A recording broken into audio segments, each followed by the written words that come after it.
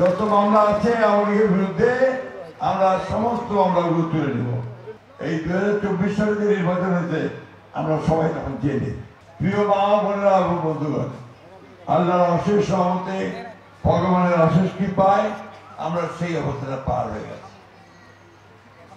আমি প্রথম দিন আপনাদের মনে আছে 5ই আগস্ট যখন আমরা মুক্ত হলাম, তখন আমাদের ম্যাডাম মানে খালেদা জিয়া তিনি একটা বিবৃতি দিয়েছিলেন, স্টেটমেন্ট দিয়েছিলেন, কথা বলছিলেন।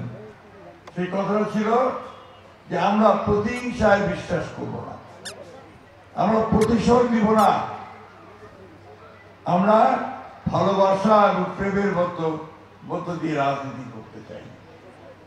আমি সেই কথাটা আবার আজকে আপনাদের এখানে বলতে চাই যে আমরা কোনো প্রতিশোধের রাজনীতি করতে চাই না। আওয়ামী লীগ যেভাবে মামলা করতে আমরা সে মামলা করতে চাই না। যদি মামলা হয়ে থাকে আমি আপনাকে কথা হচ্ছি সমস্ত মামলা তুলে নেওয়া হবে। যত মামলা আছে আওয়ামী লীগের বিরুদ্ধে আমরা সমস্ত মামলাগুলো তুলে নেব। ঠিক আছে? হ্যাঁ, আমরা ওই প্রতিহিংসা প্রতিশোধের রাজনীতি করব।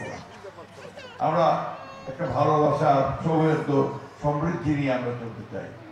বন্ধুগণ, আজকে আমাদের আপনারা শুনছেন যে আমাদের এখানকার যারা নেতা আছেন তারা বলেছেন যে আগামী বছর আগামী 3 মাস পর আপনার ফেব্রুয়ারি মাসে আপনার নির্বাচন হবে। কিসের নির্বাচন? এমপি ইলেকশন হবে, পার্লামেন্টের মেম্বার নির্বাচন হবে, জাতীয় সংসদ এখানে তৈরি হবে। অর্থাৎ 300টা আসন আছে, এই 300টা আসনে ভোট দিয়ে আমাদের পার্লামেন্ট তৈরি হয়। যারা আমাদের দেশের জন্য আইন তৈরি করে, যারা দেশ পরিচালনা করে, তাদের মধ্যে থেকে সরকার তৈরি হবে।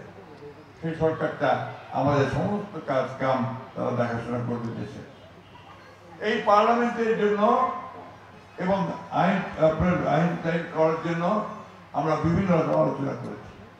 আমরা দেখলাম যে এই যে শেখ হাসিনা সরকার এত আপনার অত্যাচারী নির্যাতনকারী হয়ে উঠল এবং 15টা বছর শাসন করলো, 3টা নির্বাচন আমাদেরকে করতেই দিল না, সব কিছু নিয়ে চলে গেল পুলিশ দিয়ে, তাই না?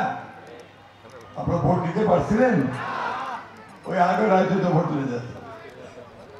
আবার আমাদের আপনার একটা ইলেকশন আমরা আগেই ভোটের আগেই সেই ঘোষণা করে যে সবাই নির্বাচিত হয়ে গেছে।